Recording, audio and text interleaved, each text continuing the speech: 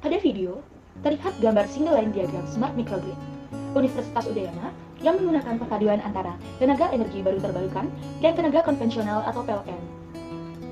Dapat dilihat, ada dua pembangkit yang menggunakan energi baru terbarukan, yaitu wind turbine dan PLTS atau pembangkit listrik tenaga surya.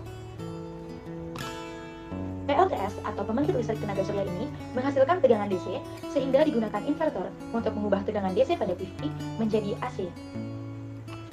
Seperti yang ditunjukkan pada video, berikut adalah Sunny Tree Power yang merupakan produk dari SMA yang menjadi lanjutan dari panel surya sebagai inverter DC ke AC. Untuk lebih jelasnya mengenai gambar single line diagram Smart Microgrid Universitas Udayana dapat dilihat pada gambar berikut. Seperti yang terlihat pada video, berikut adalah Sunny Island. Pada saat on-grid, Sunny Island berfungsi untuk memberikan pemberitahuan pada PLN untuk mengirimkan kekurangan daya dari PLTS untuk kebutuhan daya pada gedung DH. Dengan kata lain, Sunny Island ini sebagai penaik daya sesuai kebutuhan konsumen. Ketika on-grid, referensi interkoneksinya berasal dari PLN. Berikut adalah gambar-gambar peralatan yang terdapat pada ruang kontrol Pilot Project Smart Grid in Microgrid ketika melaksanakan kuliah lapangan. Untuk fungsi-fungsinya dapat dibaca pada gambar yang telah kami sajikan.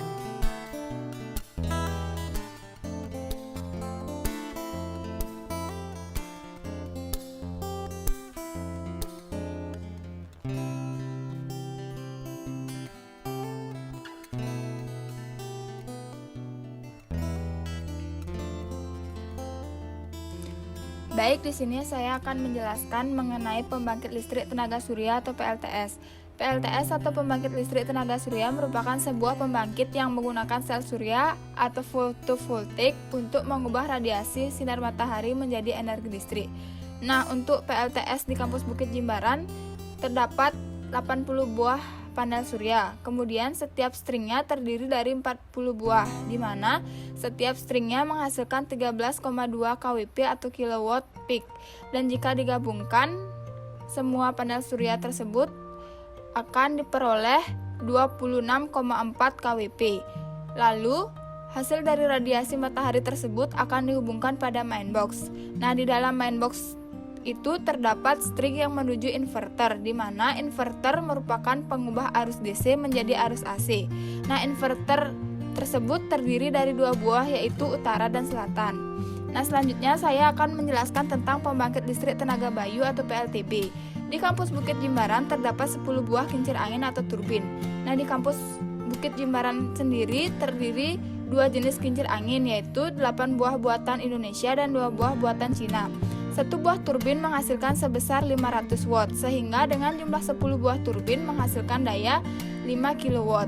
Arus AC ini akan diubah menjadi arus DC menggunakan rectifier dan charger controller. Nah, hasil yang didapat akan dihubungkan di ruang kontrol.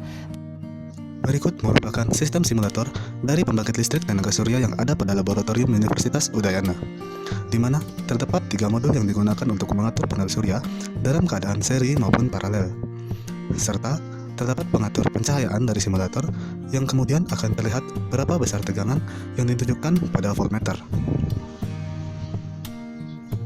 Selanjutnya, dari modul yang sudah diatur akan melewati box MPPT, di mana fungsi box MPPT ini adalah untuk mengontrol pengecasan dari aki yang ada pada modul simulasi ini.